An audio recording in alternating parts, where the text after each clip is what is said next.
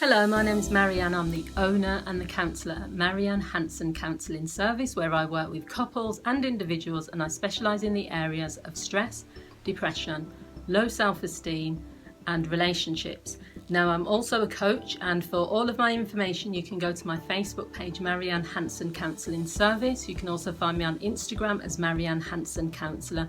That's where you'll find all of my details if you do want to make a referral or if you want to just find out more information. In this video, what I want to talk about are the 3 things that build a relationship and the 3 things that destroy a relationship. I just want to make it clear that although I've been a counsellor for 13 years, I've worked with couples and individuals.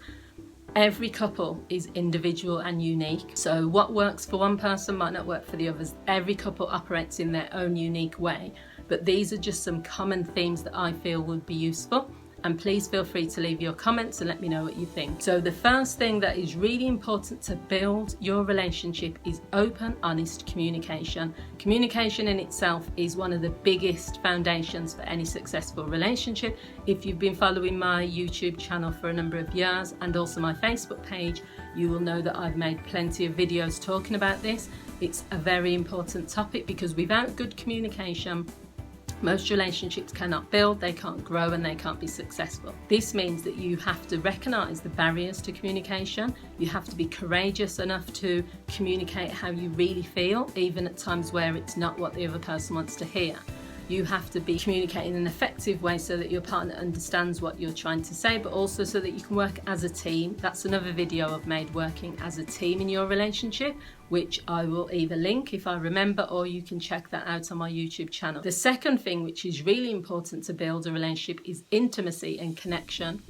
Now, the thing to bear in mind is that intimacy and connection have different definitions by different people. Someone might think of intimacy and straight away think about sex, whereas another person might consider intimacy to be how close you feel when you're not having sex. So just lying next to that person and it feels that you are so connected. Same as with the word connection. I've talked to many people over the years where they feel that texting gives them that connection with their partner if they text throughout the day.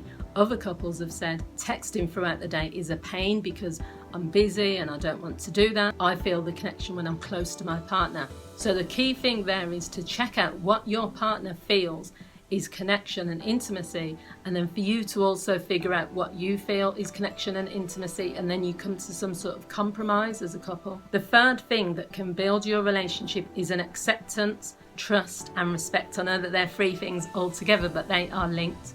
When you're thinking of a relationship, it is like a foundation. In the same way that a house, if a builder was to just come along and say, do you know what, I'm going to build this house, I'm going to start with the roof, and then I'm going to put the roof on, and then I'm going to forget about the ground that the house is on, forget all of that, I'm just going to go in there and rush and make this house made out of paper, and then that's it, it's all done. And that's the same as you have to think about acceptance, trust and respect. You can have levels of trust, and you can have a partner that accepts you, but then all of a sudden they could do something which is really disrespectful, and then it's like it starts slowly to the house starts to fall down. That's the metaphor.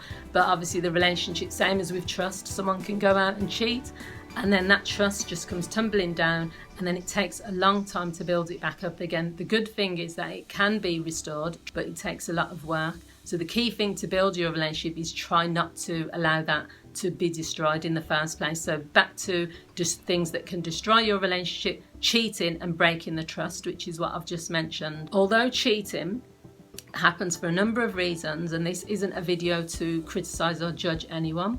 Lots of couples make the decision to remain together as a couple after infidelity has occurred. Lots of couples come for couples counselling. I think it's in the top 3 reasons for couples counselling. It can be restored, but you have to recognise that once you break trust, whether it's through cheating, whether it's through secret gambling, whether it's through an addiction, whether it's through lots of other things, that you have created a situation where you are slowly possibly having the potential to destroy your relationship. So the key thing there is to try in the first place not to do those things, but if you do, try to repair them as soon as possible, because the longer it goes on for, there are lots of people who have cheated, it might have been 10 years ago, but then the partner only finds out 10 years later. It still has the same level of impact in some couples. So you just have to recognise that repairing is the key thing. The second thing that destroys a relationship is playing games. I've made a separate video called 5 games you play in a relationship where you end up losing.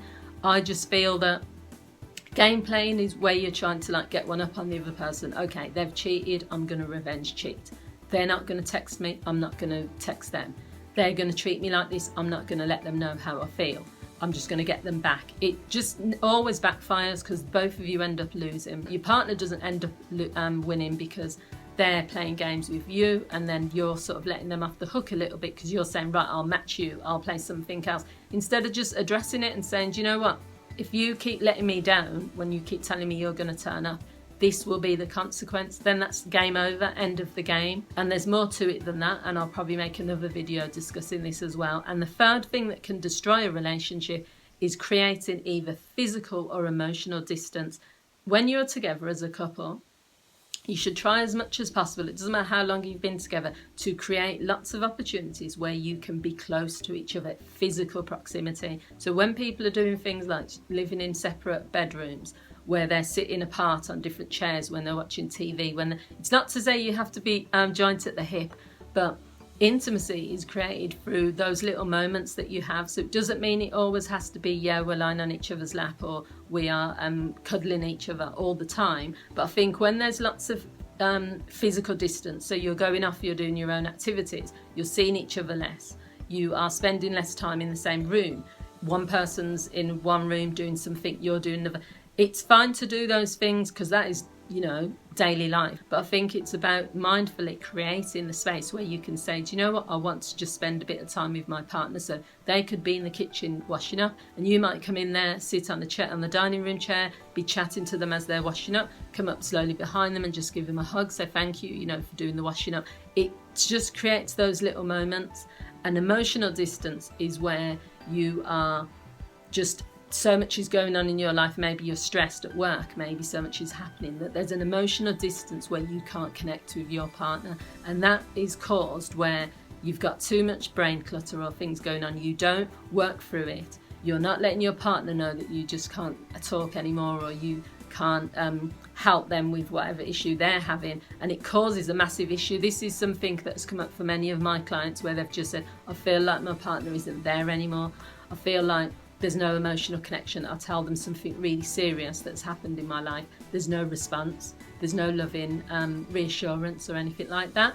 And that's where you have to work on that. You have to say to yourself, I'm not going to be the one that creates that emotional distance. So I hope you found this video useful. If you have, feel free to share it with others who may be interested in watching it. Also, as I've said, you can find out my details, how to make a referral to me, on my Facebook page, Marianne Hanson Counselling Service, or you can leave a comment on here. Thanks for watching. See you all again soon. Bye.